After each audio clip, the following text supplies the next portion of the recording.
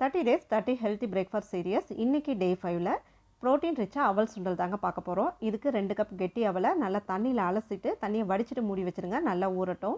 1 cup அளவுக்கு கொண்டக்கடலையை 8 மணி நேரம் போல் தண்ணியில் ஊற வச்சுட்டு குக்கருக்கு மாற்றிட்டு 8 விசில் விட்டு எடுத்துக்கோங்க. அவலை வெறுமனே உப்புமாவாக செய்து கொடுக்கறத விட இந்த மாதிரி பயிரெல்லாம் சேர்த்து செய்யும்போது நல்ல ஒரு ப்ரோட்டீன் ரிச்சாக ஸ்டொமக் ஃபில்லிங்காக இருக்கும். இப்போது தாளிக்கிறதுக்கு கடாயில் 2 டேபிள் ஸ்பூன் எண்ணெய் சேர்த்துட்டு கடுகு, கடலைப்பருப்பு, உளுத்தம்பருப்பு சேர்த்து நல்லா செவந்து பொரிஞ்சு வந்ததும் பொடியாக நறுக்கின பச்சை மிளகா, கருவேப்பிலை, பெருங்காய பொடி சேர்த்து தாளித்து விட்டுக்கோங்க. அடுத்து பொடியாக நறுக்கின பெரிய வெங்காயம் சேர்த்துட்டு நல்லா கண்ணாடி பதத்துக்கு வதக்கிடுங்க.